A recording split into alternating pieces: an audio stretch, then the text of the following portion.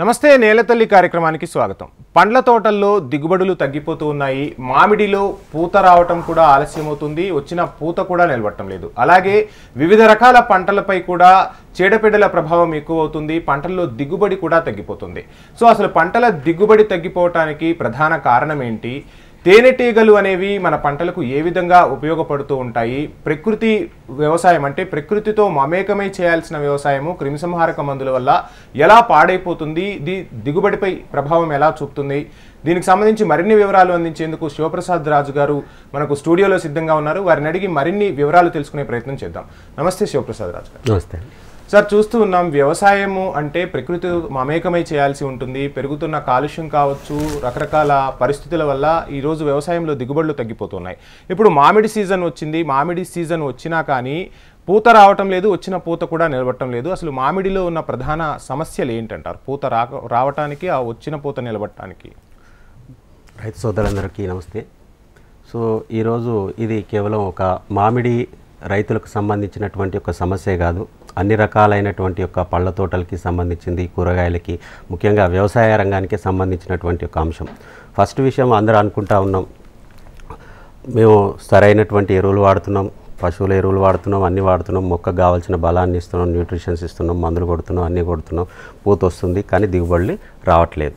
దీనికి ముఖ్యంగా 4-5 కారణాలు, చాలా ఇంపార్టెంట్ అయిన విషయాలు మనం తెలుసుకోవాలి. ఒకటి, వాతావరణంలో వస్తున్నటువంటి యొక్క మార్పులు ఒక కారణమైతే, రెండవది వచ్చేసి ఈ యొక్క చీడపీడలకు సంబంధించినటువంటి యొక్క సమస్యలు, తర్వాత ముఖ్యంగా ఈ యొక్క దిగుబడులు మొత్తం అంతా పడిపోవడానికి మేజర్ కారణమైనటువంటిది ఒకటి పాలినేషన్ ఏదైతే ఉంటుందో, అదే మనం తెలుగులో ఏదైతే అంటామో పరపరాగ సంపర్కము. అసలు ఒక పూత కానీ, ఒక పూత వచ్చిన తర్వాత పూత పండుగ మారడానికి మధ్యలో జరగవలసినటువంటి ఒక క్రియ ఏదైతే ఉందో అది బ్రేకప్ అయిపోయిందండి మొత్తం అంతా కూడా. ఎంత ఘోరంగా అంటే ఈరోజు పూత రావడానికైనా, పిందె రావడానికైనా మందుల మీద, మందుల కంపెనీలపైన సృష్టి అనేది ఆధారపడి నిర్మాణం జరగలేదు మొత్తం అంతా. అది అంతా ఒక చక్రం, ఒక వలయంలో ఉన్నది. ఆ వలయాన్ని అనేది తెగిపోవడం జరిగింది. ఎలా తెగిపోయింది అని అంటే, ప్రకృతి సిద్ధంగా ఈ యొక్క పాలినేషన్ ఏదైతే అంటామో, సో అది ఒకటి నీటి ద్వారా జరుగుతుంది, రెండోది వచ్చేసి గాలి ద్వారా జరుగుతుంది, తర్వాత ఈ యొక్క తేనెటీగలు కానీ వేరే ఇతరత్ర పురుగులు ఏవైతే ఉన్నాయో వాటి ద్వారా ఇది జరుగుతూ ఉండదు. ఇప్పుడు మనం వాడేటువంటి విపరీతమైనటువంటి యొక్క కలుపు మందులే కానీ, ఇతరత్ర మందులే కానీ, ఇవన్నీ కూడా చనిపోవడానికి అవకాశం అయింది మొత్తం అంతా కూడా. రకరకాలుగా మొత్తం అన్నీ నాశనం అయిపోయాయి. సో ఒక చిన్న ఉదాహరణకి 2019 లోపల ప్రపంచ సంస్థలు కొన్ని తేనెటీగలను కూడా అంతరించిపోయేటువంటి ఒక దశలో ఉన్నాయని తీసుకొచ్చింది. భారతదేశంలో ఈరోజు దాదాపుగా 200 మిలియన్ తేనె కాలనీస్ అంటే పట్ల యొక్క అవసరం ఉంది.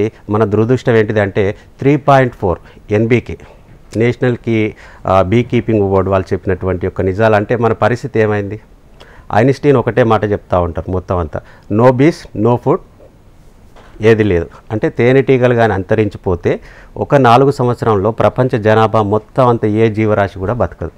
సో దీన్ని చాలా సీరియస్ తీసుకొని ప్రపంచ దేశాల్లో ఇప్పుడు మనకి అమెరికా కానివ్వండి, కాలిఫోర్నియా కానివ్వండి, న్యూజిలాండ్ కానివ్వండి, రష్యా కానివ్వండి, ఇది ఒక పైలట్ ప్రాజెక్ట్గా తీసుకొని దీన్ని మొత్తం ముందుకు తీసుకెళ్లేటువంటి ఒక ప్రయత్నం చేస్తూ ఉండరు. సో ఇక్కడ మరి మనము ఇప్పుడు మీరు ఇందాక అడిగినటువంటి ఒక సమస్యకి పరిష్కారం కింద మామిడి తోటల్లో కానీ, ఈ తోటల్లో కానీ ఈ పూత రాలిపోవడానికి గల కారణాలు, తర్వాత ఆ ఒక్క విషయం గురించి ఆలోచన చేసినప్పుడు మీకు మామిడి లోపల పూత రాలిపోవడానికి ఒకటి బలం లేకపోవడం, మొక్కల్లో బలం లేకపోవడము, వచ్చిన ఆ యొక్క పూత రాలిపోవడానికి ఉన్నటువంటి ఒక మేజర్ సమస్యలు ఏంటిదంటే బూజు తెగులు అనేటువంటిది రావటం, తేనె మంచు పురుగు రావటము, తర్వాత ఈ మనం ఏమంటాము ట్రిప్స్, మైట్స్ లాంటివి అన్ని రకరకాలైనటువంటి ఒక కారణాలు ఉన్నాయి. సో వీటన్నిటికీ ఏ విధంగా మనం క్లియర్ చేసుకోవచ్చు అనేటువంటి ఒక విషయం కూడా మనం చాలా సందర్భాల్లో మాట్లాడుకున్నాం. ఏంటిది? ఒకవేళ మీకు ఇలాంటి యొక్క పురుగులు మొదటి దశలో కనిపించినప్పుడు వేప నూనెతోటి సరిపోతుంది. ఫస్ట్ విషయం, తేనె మంచు పురుగు కానీ ఇట్లాంటివి ఏదైనా ఉన్నా కానీ. రెండో దశకు వచ్చినప్పుడు ఈ యొక్క అగ్నాస్త్రం ఏదైతే ఉంటుందో ఈ అగ్నాస్త్రంతో సరిపోతుంది. సో ఇక్కడ ఈ యొక్క పురుగు నిర్మూలన చేసినాం, కానీ ఏంటిది? పూత నిలబడట్లేదు.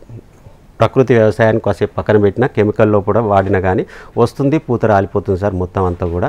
అది కాయ అవుతుంది, చిన్న పిందె అవుతుంది, పిందె కూడా రాలిపోతుంది. అసలు సమస్య ఎక్కడ వస్తుంది? అసలు ఈ యొక్క కాయ కానీ పిందె కానీ రాలిపోతుంది అని అంటే ఎందుకు రాలిపోతుంది? కారణం ఏంటిది? సో ఆ యొక్క కారణాన్ని మనం ఒకసారి పరిశీలన చేసినట్టయితే ఎక్కడైతే సరైనటువంటి యొక్క పాలినేషన్ అంటే పరపరాగ సంపర్కం అంటాం తెలుగు లోపల, ఒక కాయ పండుగ ఏర్పడేటువంటి ఒక దశలో ఈ యొక్క పుప్పొడి రేణువులు అంటాం కదా, ఆ యొక్క రేణువు వచ్చి ఎప్పుడైతే ఈ పువ్వు లోపల దానికి సంబంధించినటువంటి మేల్ ఫీమేల్ అనేటువంటి ఉంటాయి. అసలు పాలినేషన్ ఎన్ని రకాలుగా జరుగుద్ది అనేటువంటి ఒక విషయాన్ని మనం తీసుకుంటే, ఒకటి సెల్ఫ్ పాలినేషన్ ఉంటుందండి మొక్కల్లో ఇప్పుడు కూడా, వాటికే పరాగ సంపర్కం చేసుకుంటే, కొన్ని క్రాస్ పాలినేషన్ ఇంకో మొక్కల పైన ఆధారపడి ఉంటాయి మొత్తం. సో అవి ఎప్పుడైతే వచ్చి దీంట్లో పడుతుందో అప్పుడు మాత్రమే ప్రాపర్గా అది సెట్ అయినప్పుడు మాత్రమే బలంగా ఉండి అది కాయ అనేది పూత అనేది కాయ తర్వాత పండు దశకి ఏర్పడుతుంది. ఎప్పుడైతే వీక్గా ఉంటుందో అది ఆటోమేటిక్గా రాలిపోతుంది. ఆ యొక్క విషయాన్ని మనం గుర్తుపెట్టుకోవాలి. శివప్రసాద్ గారు, మీరు చెప్పినట్టు పాలినేషన్ అనేది చాలా ఇంపార్టెంట్. ఇప్పుడు పెరుగుతున్న కాలుష్యం అవ్వచ్చు, క్రిమిసంహారక మందుల వల్ల కావచ్చు, తేనెటీగలు అనేవి తగ్గిపోతూ ఉన్నాయి. ప్రపంచ వ్యాప్తంగా కూడా ఆందోళన చెందుతున్న పరిస్థితులు ఉన్నాయి. అంటే ఒక్కసారి ఆహార సంక్షోభం అనేది ఏర్పడితే దాన్ని ఎవరూ కూడా తీర్చలేనిది. సో ఇటువంటి పరిస్థితుల్లో రైతులు కూడా తేనెటీగల పెంపకం వైపు ఆసక్తి చూపుతూ ఉన్నారు. సో ఈ తేనెటీగల పెంపకం ఎలా చేపట్టవచ్చు?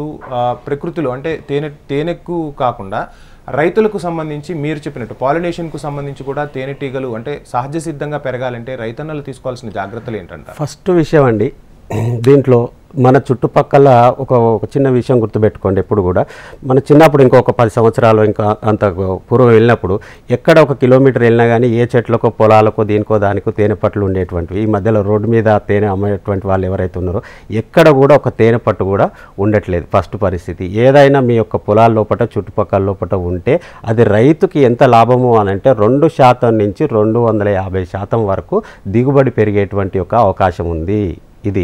సో ఫస్ట్ ఈ ఉన్నటువంటి యొక్క తేనె తట్టుని తేనె గురించో వచ్చే 6 కేజీ కేజీ 2 కేజీలు తేనె కంటే కూడా మీరు ఆ యొక్క పట్టులని సంరక్షణ ఉండేటువంటి వాటిని సంరక్షణ చేసేటువంటి యొక్క బాధ్యత చేయండి. రెండవది వచ్చేసి వీటి యొక్క సంఖ్య. ఇప్పుడు ప్రకృతి వ్యవసాయానికి ఒక ఆవు ఎంత ముఖ్యమో ఈరోజు మరి కొద్ది రోజుల లోపల అందరికీ అర్థమవుతుంది ఈ యొక్క సమస్య తీవ్రత ఎంత ఉన్నదనేటువంటి. ఒక మినిమం ఒక హనీ బాక్స్, ఒక చిన్న ఒక తేనె బాక్స్ను కూడా మీరు మెయింటైన్ చేసుకోవచ్చు. ఇప్పుడు దొరుకుతున్నాయండి మనకి రాజేంద్ర నగర్లో NIRD లోపల RTP సెంటర్ లోపల మనకి హనీకి సంబంధించినటువంటిది ఉన్నది వ్యవస్థ ఉంది మొత్తం అంతా కూడా. ఆ బాక్సెస్ అనేది కూడా ఒక రైతు ఖచ్చితంగా ఒక బాక్స్ తేనె గురించి అనేది కాదు, మనం తీసి వాడుకోవడం అనే ఉద్దేశం కాదు, ఒక కనీసం ఒక ఎకరం లోపల ఒక టన్న పెట్టుకోండి. ఒక ఎకరం అంటే అట్లీస్ట్ మీరు అంత వీలు కాకపోతే 4-5 ఎకరాల పొలం ఉండేటువంటి యొక్క వ్యక్తులు ఎప్పుడు కూడా ఒక బాక్స్ మెయింటైన్ చేయండి. ఎంత గొప్పదంటే తేనెటీగ ఒక రోజు లోపల 400 నుంచి 1200 పువ్వులను టచ్ చేసి వెళ్తుంది. అంటే ఎంత ప్రొడక్షన్ పెరుగుతుంది మీకు మొత్తం అంతా కూడా.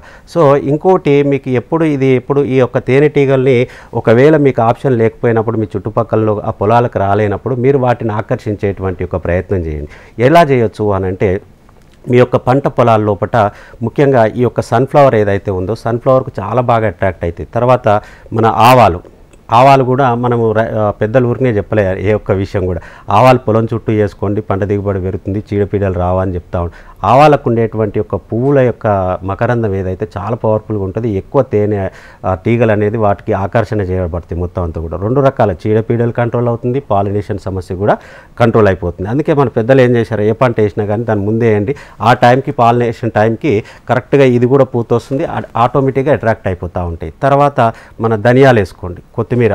సో వీటికి అనేది చాలా బ్రహ్మాండంగా అట్రాక్ట్ అయితే మీ యొక్క పాలినేషన్ సమయం ఉన్నప్పుడు మొత్తం అంతా కూడా దీన్ని ఏర్పాటు చేసుకునేటువంటి ఒక ప్రయత్నం చేస్తే అద్భుతంగా జరుగుతుంది. ఇంకొక ముఖ్య విషయము, ఈ మధ్యలో తేనెటీగల యొక్క పరిశ్రమ కూడా చాలా బాగా అద్భుతంగా పెరిగింది. రకరకాల యువత అనేది ముందుకొచ్చి ఎక్కడెక్కడో ఒక 50 బాక్సులు 100 బాక్సులు తీసుకెళ్ళి రన్నింగ్లో పెట్టుకుంటా ఉన్నారు. మీకు అది కూడా అందుబాటులో లేనప్పుడు అట్లీస్ట్ వాళ్ళని రిక్వెస్ట్ చేసుకొని వేరే దేశాల్లో మీకు చెప్తే నమ్మరు, ఈ యొక్క హనీ బీ కీపర్స్ ఎవరైతే ఉంటారో వాళ్ళని వాళ్ళ యొక్క సొంత డబ్బులు పెట్టుకొని వాళ్ళ యొక్క పొలాలకు ఇన్వైట్ చేసి ఫుడ్ పెట్టి అన్నీ చేసి వాళ్ళ యొక్క ప్రొడక్షన్ పెంచుకుంటూ ఉంటారు. మొత్తం అంత డబ్బులు ఇచ్చి కూడా చేసుకునే పరిస్థితి. మన దగ్గర అలాంటి వ్యక్తులు ఎవరైనా ఉంటే మీ యొక్క పరిసర ప్రాంతాల్లో వాళ్ళని ఇన్వైట్ చేయండి. మామిడి సీజన్ ఉంటే మామిడి, తర్వాత బత్తాయి ఉంటే బత్తాయి, కూరగాయలు ఉంటే కూరగాయలు, మీకు అట్లీస్ట్ అటు మీరు పెట్టుకోలేని పరిస్థితులు ఉంటే వాళ్ళు ఇన్వైట్ చేస్తే వాళ్ళకు ఉపయోగం జరుగుతుంది. మీకు 100 కంటే 200 రెట్ల ఎక్కువ ఆదాయం అనేది రావడానికి మీ యొక్క రైతుకే కాదండి, ఒక తేనెటీగ అట్లీస్ట్ దాని యొక్క సరౌండింగ్ లోపల ఒక 3 కిలోమీటర్ల రేడియస్ లోపల ఇది దానికి సంబంధించినటువంటి ఒక ఆహారాన్ని సంపాదించుకోగలుగుతుంది. మీ ఒక్కరికే కాదు, 10 మందికి కూడా ఉపయోగపడుతుంది. సో శివప్రసాద్ గారు, సుబ్బారెడ్డి గారు అనంతపురం నుంచి మనకు కాలర్ అందుబాటులో ఉన్నారు. సుబ్బారెడ్డి గారు నమస్కారం అండి. సుబ్బారెడ్డి గారు, రెడ్డి గారు చెప్పండి. సుబ్బారెడ్డి గారు నమస్కారం అండి. కాల్ డ్రాప్ అయినట్టు అంటే చూస్తూ ఉంటామండి, రైతుల్లో అవగాహన అనేది కొంత లోపించింది. క్రిమిసంహారక మందులు వాడితేనే అధిక దిగుబడులు వస్తాయనే అపోహలు కూడా మార్కెటింగ్ టెక్నిక్స్ కావచ్చు, రైతన్నలకు వారే నేరుగా వచ్చి అవగాహన కల్పించే ప్రయత్నాలు, అంటే ఈ మందులు వాడితేనే పూత నిలబడుతుంది, ఈ మందులు వాడితేనే దిగుబడి ఎక్కువగా వస్తుందని చెప్పి మార్కెటింగ్ మాయాజాలంతో భారతదేశం అంటేనే వ్యవసాయానికి పెట్టింది పేరు. తరతరాల నుంచి వ్యవసాయం ఎలా చేయాలి అని తెలుసుకున్న పూర్వీకుల నుంచి తెలుసుకున్న వారసులకు కూడా ఈ మార్కెటింగ్ మాయాజాలంతో వారి మోజులో పడిపోయి క్రిమిసంహారక మందులను ఎక్కువగా వాడుతున్నారు. సో ఇదంతా ఒక వలయం నుంచి రైతన్నలు బయటపడాలంటే మీరు ఇచ్చే సలహా ఏంటి? ఒకటండి, సృష్టి అనేది ఒకదాని మీద ఒకటి ఆధారపడి నిర్మాణం జరిగింది. ఈ మందులన్నీ వస్తే ఒక 20 సంవత్సరాలు 30 సంవత్సరాలు అంతకుముందు ఆహారం లేదా, చెట్లు లేవా, మొక్కలు లేవా, వ్యవస్థలు లేవా, ఏం లేవా, అంతా కూడా బ్రహ్మాండంగా ఉండేది. అప్పుడు ఏ రోగాలు రాకుండా ఉండేది. కేవలం ఏంటిది, ఆహార ఉత్పత్తి ఏదో సినిమాలో డైలాగ్, అధికంగా ఆశపడే మొగాడు ఆడది అన్నట్టుగా పరిస్థితి మనది కూడా అట్లే అయిపోయింది. మొత్తం ఎక్కువ ఆశ అంతే ఏం లేదు. ప్రకృతిని మనం నాశనం చేసుకుంటా ఉన్నాం. ప్రకృతి సిద్ధంగా ఎంత లభించాలో అంత అనేది మనకి లభిస్తూనే ఉంటుంది. ఇందాక మీరు అన్నట్టు ఈ యొక్క కంపెనీల యొక్క ప్రకటనల మోజులో పడో లేకపోతే ఇంకోటో జరిగిపోద్ది అనుకుంటున్నాం, కానీ వాస్తవంగా ఏమీ జరగవండి. మనము ప్రకృతిని ఎప్పుడైతే కాపాడుకుంటామో అప్పుడు మాత్రమే మనకి ఎటువంటి రోగాలు లేనటువంటి యొక్క ఆహారం అనేది మనకు లభిస్తుంది. ఒక చిన్న ఉదాహరణ చెప్తా మీకు. ఈరోజు చాలా ఆశ్చర్యకరంగా అనిపించింది. నేను కూడా మొన్న మా గురువుగారు రవీంద్ర గారు, ఈ యొక్క హనీబీకి సంబంధించినటువంటి ఆ వ్యక్తి ఒక విషయం చెప్పారు. జపాన్ దేశంలో ఈరోజు వాళ్ళ యొక్క ఆయుర్వేదం చూస్తే వాళ్ళ యొక్క వయసు మినిమం 100 సంవత్సరాలు పైబడిన చాలామంది ఉంటారు మొత్తం అంతా. సో వాళ్ళు క్వాలిటీ ఫుడ్ అనేది తీసుకుంటూ ఉంటారు మొత్తం అంతా. ఎలాంటిదంటే అంత నేచురల్గా పండినటువంటి దాన్ని తీసుకోవడం ఒక ఎత్తు అయింది. ఇప్పుడు మొత్తం అందరము మందులు లేకుండా తినేటువంటి ఒక ఫుడ్డే శ్రేష్టమైందని మనం భావిస్తున్నాం ఈరోజు, కెమికల్ నుంచి ఇక్కడికి. ఇప్పుడు అడ్వాన్స్డ్ లెవెల్లో ఏమైపోయిందంటే జపాన్ మొత్తం ఏ విధంగా ఇంపోర్ట్ చేసుకుంటుంది అంటే హనీ బీ తోటి పాలినేషన్ జరిగినటువంటి యొక్క పంటల ఉత్పత్తులు ఏవైతే ఉన్నాయో వాటిని మాత్రమే గత 2 సంవత్సరాల నుంచి టోటల్గా ఇంపోర్ట్ చేసుకుంటుంది మొత్తం వేరే. శివప్రసాద్ గారు, మరో కాలర్ నాగరత్నం గారు ఉన్నారు. నాగరత్నం గారు నమస్కారం అండి. నమస్కారం సార్. సార్తో మాట్లాడండి సార్. శివప్రసాద్ గారు. హలో, నమస్తే అండి, బాగున్నారా? బాగున్నా. మరి నేచురల్ హనీబీకి కల్చర్ హనీబీకి డిఫరెన్స్ ఏంటి? మంచి ప్రశ్న అండి. సో దీంట్లో యాక్చువల్లీ భారతదేశంలో కాదు, ప్రపంచవ్యాప్తంగా దాదాపుగా ఒక 200 రకాల పై జాతులు అనేటువంటివి ఏవైతే ఉన్నాయో ఇవన్నీ ఉన్నాయి మొత్తం అంతా కూడా 200 రకాలు. సో ఈ 200 రకాల లోపల కూడా మనకి వీటిని ఇవి మీరు అన్నట్టుగా ఎపిస్ డోర్సెట్టా అంటారు. మన పొలాల లోపల చూసేటి పెద్ద ఈగలు ఉంటాయి కదా, ఎపిస్ డోర్సెట్టా అంటారు. తర్వాత రెండోది మన లోకల్గా ఏవైతే ఉన్నాయో ఎపిస్ సెరెనా అంటాం వాటిని మొత్తం అంతా. మెలిఫిరా సెరెనా అనేటువంటి వాటి ఏంటిదంటే ఈ లోకల్కి సంబంధించిన చిన్న పట్టు తేనె అంటాం కదా. సో ఇది తర్వాత ఇంతకుముందు ఏమైంది అంటే 1989-90 ఆ సందర్భం లోపల భారతదేశంలో ఒక కరువు పరిస్థితి రావడంతో వీటి యొక్క జాతులు బాగా తగ్గిపోయినాయి మొత్తం అంతా. సో అప్పుడు న్యూజిలాండ్ వాళ్ళు సంథింగ్ ఏదో కంట్రీ వాళ్ళు యూరోపియన్ కంట్రీస్ వాళ్ళు ఒక తేనెటీగను ఎక్కువ దిగుబడి తీసుకొచ్చేటువంటి ఒక తేనెటీగను తీసుకురావడం జరిగింది. అదే ఎపిస్ మెలిఫేరా అనేటువంటి యొక్క దాన్ని తీసుకొచ్చే తేనె ఉత్పత్తి ఎక్కువగా ఉంటుంది. వీటికి పెద్ద తేడా ఏమి లేదండి. అవి ఏంటిదంటే సంచార జాతులు అయ్యండి. వలస వెళ్ళిపోయేటువంటి యొక్క మీరు ఇప్పుడు మన న్యాచురల్ ప్రకృతిలో దొరికేది వలస వెళ్ళిపోతూ ఉంటే వలస వెళ్ళకుండా ఒక దగ్గర ఉండేటువంటి తేనె ఉత్పత్తిని ఎక్కువ ఇస్తాయి అనమాట, అంతే తేడా. రైట్ అండి. సుబ్బారెడ్డి గారు అనంతపురం నుంచి. సుబ్బారెడ్డి గారు నమస్కారం అండి. సార్ నమస్తే సార్. శివప్రసాద్ గారు ఉన్నారు స్టూడియోలో, మీ సమస్య ఏంటో అడగండి. సో కాల్ కట్ అయిపోయింది సార్. చూస్తూ ఉన్నాం అంటే రైతన్నలకు ప్రకృతి వ్యవసాయం చేయాలి అని ఉన్నా ఈ ప్రకృతి వ్యవసాయంలో దిగుబడులు ఎక్కువ రాకపోతే వ్యవసాయం అనేది ఇప్పుడు ఖర్చుతో కూడుకొని పోయింది. అంటే వచ్చే దిగుబడి ఏమో తక్కువగా ఉంటుంది, పెట్టే ఖర్చు ఏమో ఎక్కువగా ఉంటుంది. రైతన్నలు భరించలేని పరిస్థితులు కూడా నెలకొంటున్నాయి. ప్రకృతితో మమేకమై వ్యవసాయం చేస్తే మీరు అన్నట్టు ఆ దిగుబడికి పెట్టే పెట్టుబడికి సరిపోతుంది. కానీ పక్క రైతుల్ని చూసో లేదంటే రకరకాల అపోహల వల్ల రైతులు ప్రకృతితో సేద్యాన్ని మానేసి కంపెనీలతో పురుగు మందులతో వ్యవసాయం చేయాల్సిన పరిస్థితులు వచ్చి ఆ పురుగు మందుకే రైతు బలైపోతున్న పరిస్థితులు ఉన్నాయి. సో ఇదంతా మారాలి అంటే సమాజంలో అసలు ఎటువంటి మార్పు రావాలి, రైతన్నలకు అవగాహన కల్పించేందుకు ప్రభుత్వాలు కూడా ఎలాంటి చర్యలు తీసుకోవాలి? ఇది మంచి ప్రశ్న అండి. దీంట్లో మనం గుర్తుపెట్టుకోవాల్సింది ఏంటంటే రైతు ఎడ్యుకేట్ కావాలి సార్. ఫస్ట్ రైతు మీరు ఒక ఇంజనీరింగ్ చదివితే ఇంజనీర్ కావచ్చు, లేదా డాక్టర్ చదివితే డాక్టర్ కావచ్చు. వ్యవసాయం చేయాలంటే 100 రకాలైనటువంటి అంశాలు తెలిసి ఉంటే, దాని మీద అవగాహన ఉంటేనే మనం చేయగలుగుతాం. సో అక్కడ దాని మీద పట్టు ఉండాలి. ప్రతి దాని మీద ఇప్పుడు భూమి గురించి స్టడీ చేయాలి. ఈ యొక్క పురుగులకు సంబంధించింది అంటాం, దాన్ని ఒక ఎంటమాలజీ అంటాం. మొత్తం అంతా కూడా దాని గురించి స్టడీ చేయాలి. మొత్తం అంతా ఒక సీడ్ గురించి స్టడీ చేయాలి. ఒక కరెంటు మోటార్లతోటి పనిచేస్తూ ఉంటాం. వీటి గురించి ప్రతి ఒక్క అంశం పైన డీప్గా ఇప్పుడు ఎందుకంటే చదువుకోలేని వారికంటే చదువుకున్నటువంటి యొక్క యూత్ అనేది ముందుకు వస్తూ ఉండేది. వీటిని ఎప్పుడైతే స్టడీ చేస్తారో అసలు వాస్తవాలు ఏంటిది, పరిస్థితులు ఏంటిది అనేది తెలిసినప్పుడు ఎదుటి వ్యక్తి మనల్ని మోసం చేయడానికి చెప్తూ ఉన్నాడా లేకపోతే ఎంకరేజ్ చేయడానికి అనేటువంటిది మనకు ఒక ఆలోచన వస్తుంది మొత్తం అంతా కూడా. సో ఆ ఆలోచన ఎప్పుడు వస్తుంది అంటే మీరు ఎప్పుడైతే ఈ యొక్క సమస్య పైన స్టడీ చేసినప్పుడు. ఒక ఉదాహరణకి ఒక చిన్న విషయం తీసుకుందామండి. ఈరోజు మీరు ఇందాక అన్నట్టు రైతులకు అయ్యేటువంటి యొక్క ఖర్చు అంతా ఎక్కడి నుంచి అవుతుంది, ఎందుకు అవుతుంది? మార్కెటింగ్ మాయాజాలం. తర్వాత ఈ యొక్క పురుగు మందులు. ఇదిగో టీవీలో చూస్తే ఇదిగో ఈ పురుగు వచ్చింది, ఇది కొట్టేసేయండి, ఆ పురుగు వచ్చింది, ఒక సినిమా యాక్టర్ని తీసుకురావడం, చెప్పేయడం, ఆహా అన్న చెప్పింది కదా మనం కొట్టేయడం, అంతే. సో అసలు ఆ పురుగు ఎందుకు వస్తుంది, దాని యొక్క లైఫ్ సైకిల్ ఏంటిది, దాని విధానం ఏంటిది, అసలు ఏ మందు కొడితే దాన్ని ఎట్లా కంట్రోల్ చేసుకోవచ్చు అనేటువంటి ఒక విషయం అర్థమవుతుంది మేజర్గా. సో ఇక్కడ ముఖ్యంగా ఇప్పుడు ఎలాగ అంశం వచ్చింది కనుక ఒక విషయం చెప్తాను మీకు. దీంట్లో అసలు చాలా కీలకమైనటువంటి ఎప్పుడు గుర్తుపెట్టుకోండి, ఈ యొక్క పురుగులకు సంబంధించినటువంటి యొక్క చదువుకున్న యువతున్నారు కనుక చెప్తున్నా. ఒక ఎంటమాలజీ, కీటక విభాగ శాస్త్రం అంటూ ఉంటాం మొత్తం అంతా కూడా. సో దీని మీద కొంచెం పట్టు ఉండాలి. అసలు పురుగు ఏంటిది, దాని లైఫ్ సైకిల్ ఏంటిది, అసలు ఎప్పుడు ఎట్లా కంట్రోల్ చేయొచ్చు అనేటువంటి ఒక విషయాన్ని చూస్తే ఏ పురుగు అయినా కానీ వాటికి ఉండేటువంటి ఒక లైఫ్ సైకిల్ ఏంటిదంటే గుడ్డు దశ, రెండోది వచ్చేసి లార్వా, మూడోది వచ్చేసి ప్యూపా, తర్వాత రెక్కల పురుగు. ఈ యొక్క 4 దశలు ఉంటాయి వాటికి మొత్తం. సో మనకి ఎప్పుడు నష్టం చేస్తుంది అసలు పురుగు? ఒకటి గుడ్డు పెట్టినప్పుడు గుడ్డు దశలో ఉంటుంది కనుక ఏం నష్టం. రెండోది వచ్చేసి లార్వా. ఈ లార్వా అనేది పాకేటువంటి పురుగులు, లద్దె పురుగు కానీ శనగపచ్చ పురుగు కానీ ఏవైతే ఉన్నాయో, ఆకులు తినేటువంటి యొక్క పురుగులు ఏవైతే ఉన్నాయో, ఈ ఆకులు పురుగు ఆ దశ లోపల విపరీతమైనటువంటి యొక్క నష్టం అనేది మనకి ఏర్పడుతూ ఉండదు. సో తర్వాత ప్యూపా లోపల అది పడుకొని ఉంటుంది, అది మనకి ఏం డ్యామేజ్ చేయదు. రెక్కల పురుగు వచ్చినప్పుడు కూడా మనకి డ్యామేజ్ అనేది ఉండదు. వీటి యొక్క లైఫ్ సైకిల్ ఇట్లా ఉంటుంది. అయితే దీంట్లో ఈ పురుగుల్లో కూడా ఎన్ని రకాలు ఉన్నాయి అసలు? పురుగుల్లో కూడా చాలా రకాలైనటువంటి పురుగులు. అది మనకు సింపుల్గా రైతుకు అర్థమయ్యే విధంగా ఒక 2-3 పాయింట్లు లోపల తెచ్చుకోవాలి అని అంటే, ఒకటి ఆకులు తినేది ఒకటి ఉంటుంది, రెండవది రసం పీల్చేటువంటి యొక్క పురుగులు ఒకటి ఉంటుంది. భూమిలో కూడా ఉంటాయి వేరు పురుగు సంబంధించినటువంటి. సో ఈ యొక్క ఈ మూడులో మనం ఫస్ట్ ఈ 2 విషయాల గురించి మనం ఆలోచన చేస్తే, రసం పీల్చే పురుగులు ఏంటిది, ఆకుల్లో ఉండేటువంటి ఒక రసాన్ని పీల్చేసి వాటిని నిర్మూలన చేస్తూ ఉంటాయి ఫస్ట్ విషయం. రెండవది వచ్చేసి ఒక ఆకులు తినేటువంటి ఒక పురుగులు.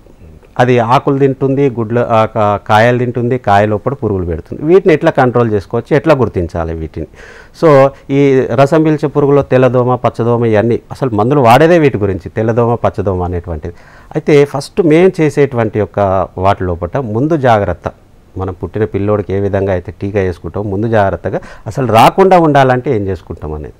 ఫస్ట్ నేను చాలా సందర్భాల్లో ప్రతి ఒక్క రైతుకి చెప్పేది, ఫస్ట్ మీ పొలం లోపల రూపాయి ఖర్చు లేకుండా చాలా సింపుల్గా ఒక లైట్ ట్యాప్ ఏర్పాటు చేసుకోండి, గంపలో నీళ్ళు పోయండి, ఒక లైట్ పెట్టుకోండి. దాని లోపల మొత్తం రెక్కల పురుగులు కానీ ఈ యొక్క దానికి పక్కన సైడ్లో నుంచి ఏది మనకి న్యూస్ పేపర్స్ ఉంటాయి మొత్తం అంతా. శివప్రసాద్ గారు కాలర్ వెయిట్ చేస్తున్నారు. రాజయ్య గారు జగిత్యాల నుంచి. రాజయ్య గారు నమస్కారం అండి. నమస్కారం సార్, మీకును శివప్రసాద్ రాజు గారికి వందనములు. నమస్తే. అయితే సార్ మీరు చెప్పినట్టు ఈ గవర్నమెంట్ కూడా ఈ ప్రైవేటు వాళ్లకు ఛాన్స్ ఇచ్చే రకంగా ఎలాంటి సలహాలు సూచనలు ఇస్తలేదు. మామిడి చెట్లు కూడా నేను 3-4 పెట్టినా, నల్లరేగడి ఇవన్నీ పెట్టినా కానీ అవి పూత వస్తున్నాయి, కానీ అవి కోదులు ఆగేలా పెడితే మొత్తం ఇట్లా నాశనం చేస్తున్నాయి సార్. ఏం చేసుడు?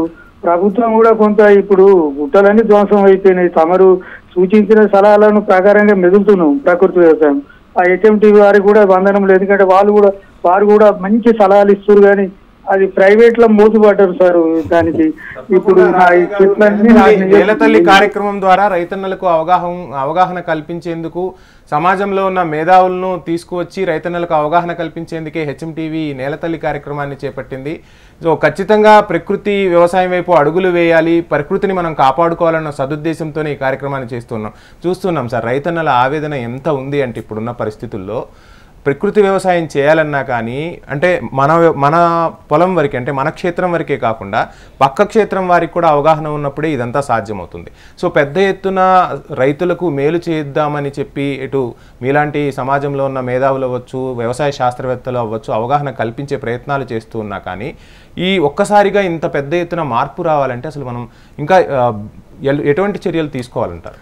అంటే మేజర్గా ఇది ఒక రైతు లేదా ఒక వ్యక్తితోటో లేకపోతే ఒక సంస్థ నుంచో మార్పు అనేది ఒకటేసారి రావడం అనేది జరగదండి. ఫస్ట్ విషయము ముందు ఈ యొక్క గవర్నమెంట్స్ ఏవైతే ఉన్నాయో ఈ పెడతా ఉన్నారు, మొత్తం అన్న రకరకాల స్కీమ్స్ పెడతా ఉన్నారు, రైతు బంధు అంటున్నారు, ఆ బంధు ఈ బంధు అనేది ఇస్తున్నారు. అసలు సైంటిఫికల్గా స్టడీ చేసి అసలు ఎందుకు తగ్గిపోతున్నాయి ఏంటిది అనేటువంటి ఒక మేజర్ విషయాలు ఆలోచన వాటి మీద ఫోకస్ పెట్టాలి. ఎప్పుడు 10,000 ఇస్తే రైతుకి 10,000 తీసుకుంటూ యూరియా డిఏపి వేస్తారు, కానీ మిగతా విషయాలు అసలు ఎలాంటి ఆహారం ఉత్పత్తి అవుతుంది ఏంటిది, వాళ్ళకు వచ్చేటువంటి భవిష్యత్తు లోపల ఈ భూమి ఇలాగే ఉంటే ఏమవుద్ది అనేటువంటి ఆలోచన చేసి గవర్నమెంట్ అనేది దీన్ని కొంచెం ముందుకు తీసుకెళ్ళాలి. అయితే దీంట్లో ఒక మంచి విషయం ఏంటిదంటే అండి, నిజంగా ప్రకృతి వ్యవసాయంతో ముందుకు రావడానికో ఇంకోటో పాలేకర్ గారు వీళ్ళెంత కారణమో, ముఖ్యంగా మన హెచ్ఎంటీవీ నేలతల్లి నిజంగా ఈ యొక్క కార్యక్రమాన్ని చూసి కొన్ని వేల మంది లక్షల మంది ఇన్స్పైర్ అయ్యి ఒక మార్పు అనేది ఇట్లా వస్తుంది. ఎన్నో యూట్యూబ్ ఛానళ్ళు ఏదో ఎన్ని రకరకాలుగా ఉన్నా కానీ తల్లి లాంటిది ఏంటిదంటే మన హెచ్ఎంటీవీ అనే చెప్పుకోవాలి. సో ఇలాంటి కార్యక్రమాల నుంచి చాలామంది అవగాహన వస్తూ ఉండదు. ఎప్పుడు గవర్నమెంట్కి కొంచెం ఏదో రకంగా మీలాంటి ఛానల్ వాళ్ళు కొంచెం దీన్ని కొంచెం ముందుకు తీసుకెళ్ళగలిగితే సంస్థాపరంగా మార్పులు అనేది మొదలైతే ఈ యొక్క సమస్య గారు ఫైనల్గా రైతన్నలకు ప్రకృతి వ్యవసాయం చేద్దామన్నా అదేవిధంగా ప్రకృతి వ్యవసాయం వైపు అడుగులు వేద్దామన్నా కానీ ఇప్పుడు భూములు కూడా ఆ ప్రకృతి వ్యవసాయానికి మాట వినే పరిస్థితులు లేని సిచ్యువేషన్స్ మనం చూస్తున్నాం. సో ఒక్కసారిగా ప్రకృతి వ్యవసాయానికి మరలా భూములు మార్పు చెందాలి అంటే మనం అబ్జర్వ్ చేస్తే భూములపై ఒక తెట్టెలాగా క్రిమిసంహారక మందులు అనేవి పడిపోయి ఉన్నాయి. సో ఇదంతా ఒక్కసారిగా మార్పు రావాలంటే ఎన్ని సంవత్సరాలు టైం పడుతుంది? చాలా మంచి ప్రశ్న అండి. చాలామంది ఇదే క్వశ్చన్ అడుగుతూ ఉంటారు. మొత్తం అంతా కూడా ఎన్ని సంవత్సరాలకు కన్వర్ట్ అవుతుంది, ఏమవుతుంది అని. నిజంగా వాస్తవం చెప్పాలంటే మేము చేసేటువంటి ఒక భూముల లోపల సాయిల్ టెస్టింగ్ చేపిస్తూ ఉంటామండి అప్పుడప్పుడు. ఎప్పుడో చాలా సాధారణంగా రేర్గా చాలా వీక్గా ఉండేటువంటి ఒక నేలలు ఇట్లనే మేము చేసిన తర్వాత మళ్ళీ తర్వాత యొక్క భూమి తర్వాత ఒక 1 year లోపల ఎట్లా ఉంటుంది, ఎట్లా మారిపోతుంది అనేది మొక్కలు చూస్తేనే మనకు అర్థమైపోతూ ఉంటుంది మొత్తం అంతా కూడా. సో మళ్ళీ ఇంకో రిపోర్ట్ తెచ్చుకున్నప్పుడు దాంట్లో సాయిల్ కార్బన్ కూడా చాలా విపరీతంగా పెరుగుతూ ఉంటుంది. అయితే మీరు ఒక్కటి ఏం లేదండి, భూమి అనేది ఎప్పుడైనా కానీ అనేక రకాలైనటువంటి కోట్ల సూక్ష్మజీవులతోటి నిండి ఉండేటువంటిదే భూమి. ఎప్పుడైతే ఈ మందులు వాడామో అవి పోగొట్టుకున్నాం ఫస్ట్ విషయం. రెండోది ఏంటిది, సాయిల్ కార్బన్ మైక్రో ఆర్గానిజం బాగా డెవలప్ అవ్వాలంటే కార్బను హ్యూమస్ చెత్తా చెదారంతో నిండినటువంటి ఒక పదార్థం ఉంటేనే ఆ యొక్క సూక్ష్మజీవులు పనిచేస్తాయి, మొక్కలకి ఆహారం ఇస్తుంది. అంతే, ఇక్కడతోటి ఇది క్లోజ్. రైట్ అండి. శివప్రసాద్ రాజు గారు మీ విలువైన సలహాలు ఇచ్చినందుకు ధన్యవాదములు. రైతన్నలు శివప్రసాద్ రాజు గారు ఇచ్చిన సలహాలు పాటించాలని, ప్రకృతి వ్యవసాయం వైపు అడుగులు వేయాలని మీ హెచ్ఎంటీవీ కూడా మనస్ఫూర్తిగా కోరుకుంటుంది. ఆ దిశగా అడుగులు వేసే ప్రయత్నాలు ఇకనైనా జరగాలని కోరుకుంటున్నాం. ఇది ఈరోజు నేలతల్లి ప్రత్యేక కార్యక్రమం. సో నేలతల్లి ప్రత్యేక కార్యక్రమానికి సంబంధించి అదేవిధంగా స్టూడియోకు వచ్చి మాకు విలువైన సలహాలు అందిస్తున్న విలువైన సమాచారాన్ని మీకోసం హెచ్ఎంటీవీ అగ్రి యూట్యూబ్లో హెచ్ఎంటీవీ పెడుతూ ఉంది. ఆ విలువైన సలహాలు సూచనలను మీరు హెచ్ఎంటీవీ అగ్రి యూట్యూబ్ ఛానల్ను ఫాలో అవ్వడం ద్వారా మరిన్ని విషయాలు తెలుసుకునే ప్రయత్నం చేసి ఆ ప్రకృతి వ్యవసాయం దిశగా అడుగులు వేయాలని, భారతదేశంలో రైతన్న సగర్వంగా తలెత్తుకొని నిలబడి రైతే రాజు అనే రోజు రావాలని చెప్పి హెచ్ఎంటీవీ మనస్ఫూర్తిగా కోరుకుంటుంది. ఇది ఇవాల్టి నేలతల్లి ప్రత్యేక కార్యక్రమం. చూస్తూనే ఉండండి హెచ్ఎంటీవీ. వార్త ఆగదు, నిజం దాగదు.